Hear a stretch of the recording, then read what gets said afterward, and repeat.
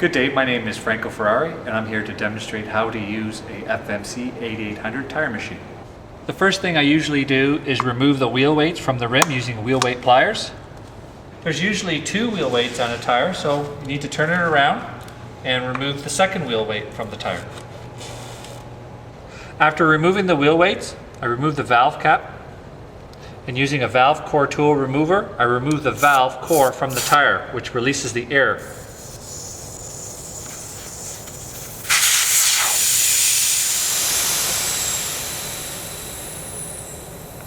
So I don't lose my valve core, I place it on top of the machine next to the valve cap and with my little tool there. On this particular machine, there are two foot pedals.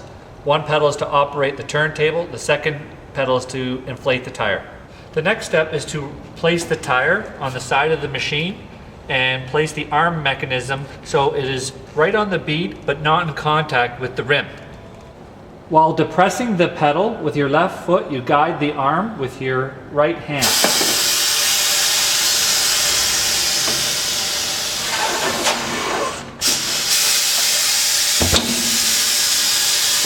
After breaking the first bead, we need to repeat this 3 more times.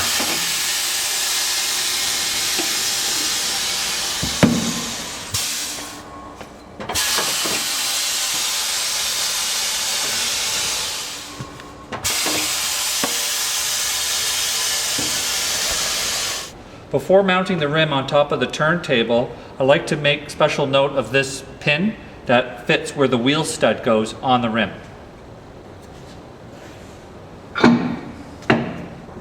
You'll notice that the pin has been put where the wheel stud is and the hub is perfectly centered on the turntable. The next step is to spin the cone down to securely lock the rim on the turntable. Sometimes you need to just press the bead down to make sure that it is completely off the rim. All stand-up tire machines have an arm. You simply bring the arm over, press down, and lock the cam to lock the arm in place. To prevent damage from the rim, from the arm actually coming in contact with the rim, there is a knob that you turn to move the arm away. On the bottom of the machine, there is a tire spoon that is used to remove the tire from the rim. I take the tire spoon, I press the side of the tire down, I insert the tire spoon between the bead and the rim, and pull the lever down so that the bead comes over the lip. Depressing the same pedal activates the turntable.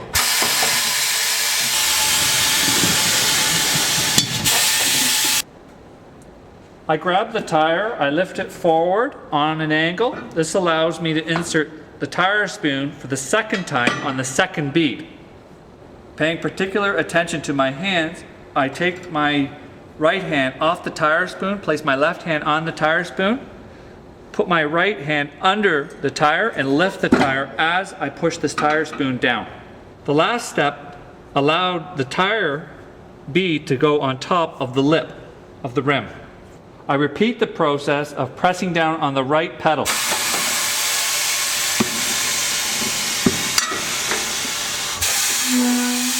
After removing the tire, we are now ready to reinstall the tire. Located on the back of the tire machine, there is a container that's full of soapy water.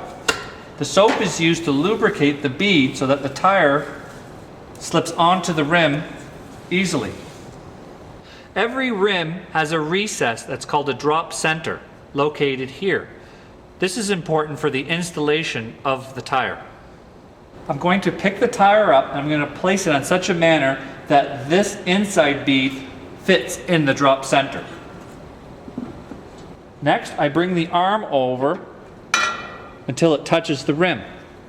Next, I'm going to pick the tire up and place it so that this bead is against this leading edge. And the other part of the bead is in the drop center. To install the tire, I depress the same turntable pedal.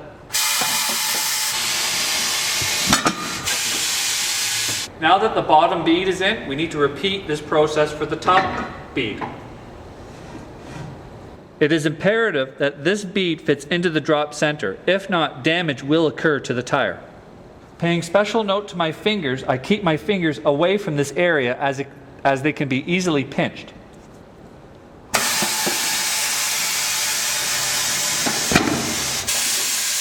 The next step is to inflate the tire.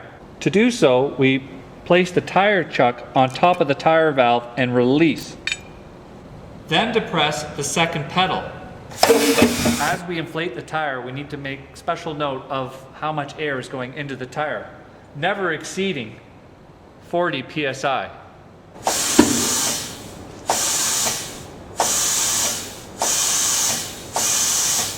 Most tires are inflated to 32 psi. The next step is to install the valve core back in the tire valve. To do that, we place the valve core into our valve core tool remover, remove the air chuck, and place the valve core back in and tighten it. You may need to recheck your tire pressure as air has escaped from the tire. The last step is to install your valve cap back on your tire valve, and to remove the cone.